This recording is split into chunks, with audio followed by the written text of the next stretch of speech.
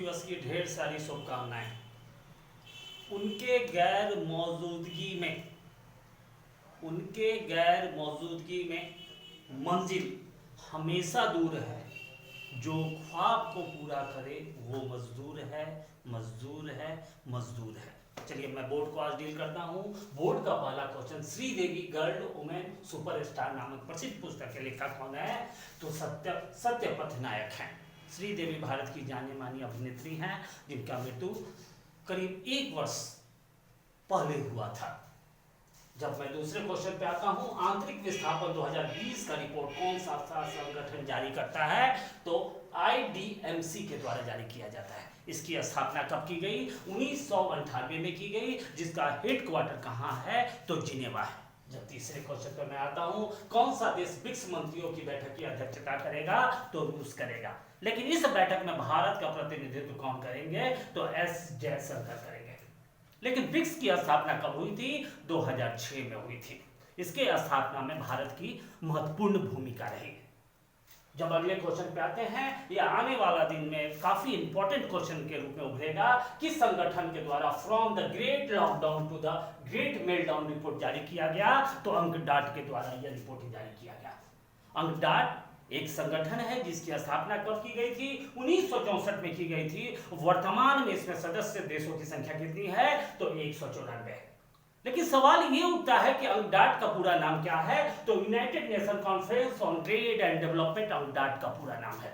जब अगले क्वेश्चन पर हम आते हैं, अंतर्राष्ट्रीय नृत्य दिवस कब मनाया जाता है? तो 29 अप्रैल को मनाया जाता है। लेकिन 29 अप्रैल को बेले डांस, ये एक प्रसिद्ध डांस है। इस डांस में जूते की महत्वपूर्ण भूमिका होती है। इसके महान डांसर जीन जॉर्जेस, ये 2 शख्सियत का नाम है। उनके सम्मान में 29 अप्रैल को जीन जॉर्जेस जयंती मनाया जाता है, जिसे बेले डांस का महानतम नृत्यकार कहा जाता है। साथ ही साथ नृत्य से यदि कोई क्वेश्चन कंपटीशन में सबसे ज्यादा आता है, नटराज की मूर्ति। नटराज की जो मूर्ति है वो भगवान शिव की डांस को इंगित करती है। इस मूर्ति का संबंध किस वंश से है? तो चोल से है। लेकिन एक और क्वेश्चन है जो लगातार परीक्षा में आता है, डॉक्टर केलू चरण महापात्र का संबंध किस नृत्य से है? तो ओडिसी नृत्य से है। लेकिन इसके साथ भी नृत्य के कई क्वेश्चन हैं जो लगातार परीक्षा में आते हैं, इसलिए हमेशा नृत्य पे कमांड करना चाहिए। जब हम अगले क्वेश्चन पर आते हैं, बंगाल की खाड़ी में गिरते समय यमुना को किस नाम से जाना जाता है? तो यमुना के नाम से जाना जाता है। लेकिन यह यमुना नदी कहां से निकलती है? यमुनोत्री से निकलती है। दिल्ली शहर किस नदी के किनारे है? यमुना नदी के किनारे है।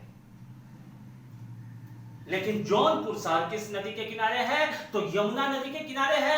परंतु प्रयागराज में 3 नदियों का मिलन है, जिसे हम गंगा, यमुना और सरस्वती के नाम से जानते हैं, जहां सरस्वती जो है वो विलुप्त है।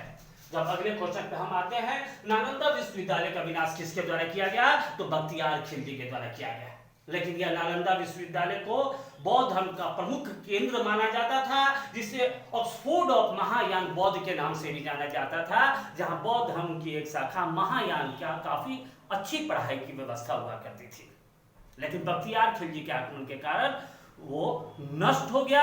लेकिन नीतीश कुमार के द्वारा नालंदा के पुनर्निर्माण के लिए, नालंदा को पुनः प्रतिष्ठा देने के लिए नालंदा विश्वविद्यालय की स्थापना की गई, जिसके पहले वाइस चांसलर कौन हुए थे? तो अमर्त्य सेन हुए थे, जिन्होंने एक प्रसिद्ध पुस्तक की रचना की, जिस पुस्तक को आर्गुमेंटिक इंडिया के नाम से हम जानते हैं।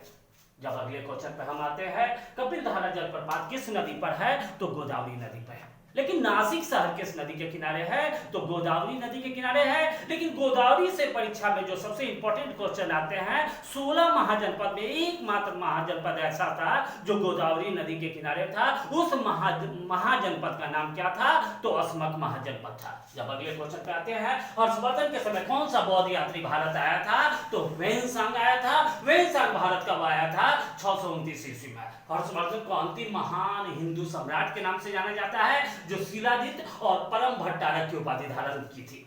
हर्षवर्धन के प्रशासन से एक महत्वपूर्ण क्वेश्चन लगातार परीक्षा में आते हैं। हर्षवर्धन के शासनकाल में पैदल सेना को किस नाम से जाना जाता था? तो भाट और चाट के नाम से जाना जाता था। परंतु हर्षवर्धन के द्वारा 2 धर्म महासभा की गई, एक महासभा कन्नौज में की गई और दूसरा महासभा कहां की गई, तो प्रयागराज में की गई। हर्षवर्धन किसका उपासक था? यह काफी इंपॉर्टेंट क्वेश्चन है, लगातार एसएससी के एग्जाम में आता है। एसएसबी का उपासक था। एसएसबी का मतलब क्या हुआ?